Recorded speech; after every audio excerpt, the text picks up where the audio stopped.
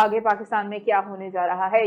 Justice Mansoor Ali Shah को एक शख्सियत को निकालने के लिए पूरी हुकूमत ने जोर लगाया। आईनी तरमीम है, उसका असल मकसद और उसके रिजल्ट्स क्या होंगे। तरमीम का अगर सेरा आप माने तो ये बिलावल भुट्टो जरदारी को जाएगा। अस्सलाम वालेकुम व्यूअर्स, मैं हूं फरियाल वकार और आज के व्लॉग में आपको पता चलेगा कि अब आगे पाकिस्तान में क्या होने जा रहा है। ये जो आईनी तरमीम है उसका असल मकसद और उसके रिजल्ट्स क्या होंगे। मेरे साथ मौजूद हैं senior anchor person, senior analyst और सर्च न्यूज के प्रेसिडेंट मिस्टर फैसल इद्रीस भट्ट। अस्सलाम वालेकुम। वालेकुम अस्सलाम। भट्ट साहब, आईनी तरमीम तो हम बहुत देर से सुन रहे थे, आईनी तरमीम हो गई और रिजल्ट और उसके बाद के हालात, अब आगे क्या होगा ये बताइएगा। बिस्मिल्लाहिर्रहमानिर्रहीम। आईनी तरमीम पे एक मैं वाकया आपके नाज़रीन को सुनाना चाहूँगा, पर आप ये समझें कि इस वाकये का आईनी तरमीम से कोई ताल्लुक नहीं है किसी किस्म का। ठीक है। जब मैं जर्नलिज्म में आया, क्राइम रिपोर्टिंग करता था, तो मेरे एक जानने वाले साहब थे, उनका नाम मैं नहीं लेता, तो वो उस वक्त एक कल्चर था कि जो आवारा लड़के होते थे वो लड़कियां ख़वातीन के कॉलेजेस के बाहर लड़कियों पर हुटिंग करते थे, उन्हें अपने नंबर फेंकते थे, नंबर मांगते थे, ये कल्चर था जी। वो उसमें बड़ा बढ़ चढ़ के सरगर्मी में हिस्सा लेते थे। अच्छा। मेरे एक एडिटर साहब ने मुझे कहा कि आप एक SHO जो है फलानी जगह लगवा दें। मैंने जाके SSP साहब से रिक्वेस्ट की, उन्होंने मेरे कहने पे SHO लगवा दिया।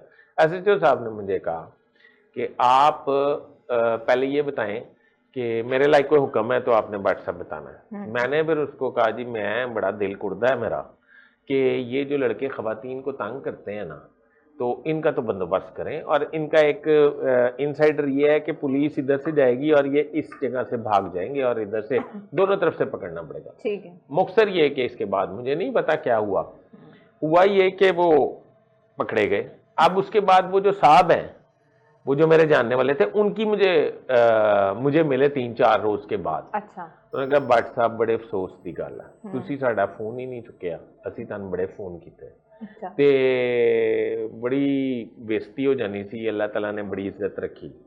मैंने कहा अच्छा वो कैसे? उसने कहा जी वो अब मुझे दुखी हो गया कि ये बच गया। फिर तो उसने कहा जी वो इस तरह कि पुलिस ने बड़ा ड्रामाई काम किया, पुलिस ने दोनों साइडों से हमें घेर लिया और हम पकड़े गए।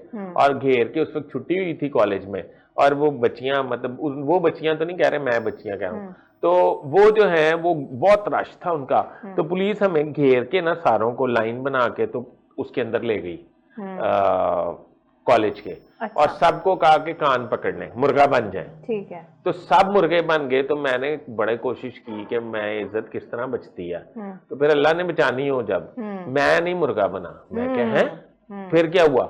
उन्होंने मैं बैठ गया और बैठ के कान पकड़ ली, यूं नहीं कि टांगों के नीचे से, पता है ना मुर्गा कैसे बनता है। अच्छा। हाँ। टांगों के नीचे से नहीं, मैंने इस तरह हाँ। बैठ के पकड़ लिए। मैं अब लड़कियां देखें हाँ। कि फलाने साहब ने जनाब कान ही नहीं पकड़े, बड़ी इज्जत बनी। हाँ। अच्छा, मतलब टंगा दे थल्ले नहीं हाँ। पड़े। हाँ। उसके बाद क्या हुआ? उसके बाद ये हुआ कि उसने कहा, SHO साहब ने कहा कि सारे कहें कि ये हमारी बहनें हैं और हम आइंदा के बाद इधर नजर नहीं आएंगे। कहता है सारों ने कहा, मैंने कोई नहीं कहा। अच्छा। बस जब अल्लाह ने इज्जत देनी हो। ठीक है। मैं कहा अच्छा जी ठीक है, अभी हो गया। कहते तीसरा जहां से सही मेरी गुड्डी चढ़ी है ना, वो क्या है? मैं क्या वो की? कहता है SHO साहब ने ना मुर्गों के मुंह किए इधर मेन गेट की तरफ और पीछे से ठुड्डा मारते थे और मुर्गा यूं गिरता था और फिर उसे कहते भाग जा, वो भाग जाता था। तो कहता जब मेरी बारी आई, मैंने टांग के नीचे से तो कान पकड़े ही नहीं हुए थे, मैंने यूं पकड़े थे। SHO साहब जब ठुड्डा मारने लगे ना, थोड़ा सा मुझे लगा तो मैं भाग पड़ा हूं, मैं गिरा भी नहीं। हाँ। इसमें बड़ी ग्रेस रही और अल्लाह ने बड़ी इज्जत दी। बिल्कुल। ये है आपकी अब होने वाली तरमीम। यानी कि मैं तरमीम ये नहीं है, सॉरी माफी चाहता हूँ, मतलब इस वाक्य से मतलब मैं ये समझता हूँ कि इज्जत तो चलो बच गई ना, बिल्कुल गल नूं समझो। अच्छा, अब पहली बात यह है कि जस्टिस मंसूर अली शाह को एक शख्सियत को निकालने के लिए पूरी हुकूमत ने जोर लगाया। ठीक है। पूरे वसाइल बुरेकार लाके ये अल्लाह करके तरमीम हो गई। अच्छा, अब ये तरमीम का अगर सेरा आप माने तो ये बिलावल भुट्टो जरदारी को जाएगा। ये अब अलहदा बात है कि बिलावल भुट्टो जरदारी को जाएगा, उसकी वजूहात क्या हैं, बिलावल भुट्टो एक्टिव क्यों नजर आ रहे हैं, उनको क्या सपने दिखाए गए हैं। हाँ। तो इस पे अलहदा बात करेंगे। अब इस तरमीम से अगर मिसाल के तौर पे याया अफरीदी, अगर वो 3 नाम वाला पैनल चलता है, अभी बातें खुलेंगी वैसे, 3 नाम वाला पैनल चलता है तो फिर उसमें नंबर 1 पे होंगे मंसूर अली शाह, दूसरी पे होंगे मुनीब, जस्टिस मुनीब, और तीसरे पे याया अफरीदी। और ये दोनों जो हैं इनको जाहिर बात है नहीं लगाया जाएगा, और फिर लगाया जाएगा याया अफरीदी साहब को। याया अफरीदी साहब के हवाले से भी एक बात है बैकग्राउंड में, वो क्या? याया अब, और ये बात बताऊं कि अल्लाह ताला इज्जत देने वाला है और अल्लाह ताला करम करने वाला है। अल्लाह ताला ने पता नहीं हमारे हाथ में क्या बेहतर लिखा होता है। अब देखें कि याया अफरीदी के साथ मियां साकिब निसार साहब ने एक इंतहाई ज्यादती की हुई है। वो पेशावर हाई कोर्ट के चीफ जस्टिस थे, तो उनकी जगह मेरा ख्याल जस्टिस मुनीब को एलिवेट करके तो ये पहले ले आए थे, जबकि सुप्रीम कोर्ट में सीनियरिटी जो अकाउंट होती है वो इस तरह होती है, आप और मैं दोनों इकट्ठे जज बने हैं। जब दोनों जज बने हैं तो आपने पहले ज्वाइनिंग कर लिया तो आप में से सीनियर हो गई हैं, ठीक है, मैंने तुम्हारे बाद ज्वाइनिंग की है तो मैं जूनियर, चाहे एक दिन का फर्क हो या 1 घंटे का, ठीक है। अच्छा, अब पहले वो आ गए, जस्टिस मुनीब आ गए, और इनको उन्होंने थोड़ा वेट कराया, और ये याया अफरीदी उसके बाद आए, नहीं तो याया अफरीदी ने सीनियर होना था। और फिर अगर याया अफरीदी सीनियर होते तो फिर पता नहीं क्या होता, अल्लाह बेहतर जानता है, और मुनीब को कोई फायदा नहीं हुआ। अब अगली बात ये है कि याया अफरीदी मेरी होश में तो ऐसा नहीं है।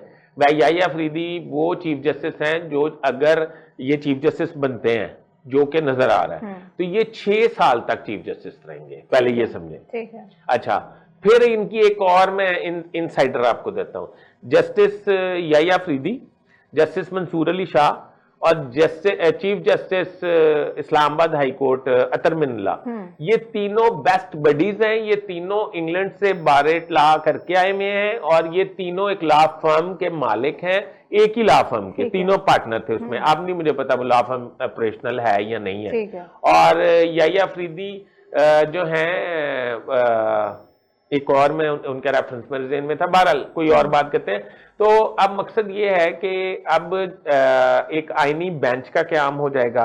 उसके बाद इसमें जो इम्पोर्टेंट चीज़ें हैं ना वो ये हैं, 190 मिलियन पाउंड का केस बानी पीटीआई का, उसके बाद लेफ्टिनेंट जनरल फैज हमीद का कोर्ट मार्शल, उसके बाद बानी पीटीआई का फौजी ट्रायल, फौजी अदालतों में मिलिट्री ट्रायल, और इस पे काफ़ी अब सिनेरियो चेंज होगा। अब देखना ये है कि इस फैसले के बाद क्या मंसूर अली शाह और जस्टिस मुनीब जो हैं ये अपने ओहदों से कहीं रिजाइन तो नहीं कर देते, जिस तरह फौज में होता है कि अगर कोई जूनियर आप पर आ जाए आर्मी चीफ, तो सीनियर जो हैं वो रिजाइन कर देते हैं। अगर वो रिजाइन कर देंगे तो फिर भी एक मतलब नुकसान का अंदेशा है मुल्क को। अच्छा। वो ये कि मेरे पास ये इत्तला है कि ये खिचड़ी एक पक रही है कि अगर ये रिजाइन कर देंगे तो एक मखसूस पार्टी ने ओन कर लेगी और इंटरनेशनल फंडिंग होगी, और वो इफ्तिखार चौधरी वाले मतलब एहतजाज, जुलूस, जलसे शुरू हो जाएंगे, और बानी पीटीआई क्योंकि अडयाला जेल में है, उनकी जगह एक और लीडर मिल जाएगा एहतजाज करने वालों को। न्यू या बीच में से यही मंसूर अली शाह। ठीक है, ये ठीक है जी। अच्छा, बहुत शुक्रिया अंदर की इन्फॉर्मेशन, कीमती इन्फॉर्मेशन हम तक पहुंचाने के लिए। अपने व्यूअर्स से कहना चाहेंगे चैनल को सब्सक्राइब कर लें, वीडियो को लाइक शेयर और कमेंट कर दें। खुदा हाफिज।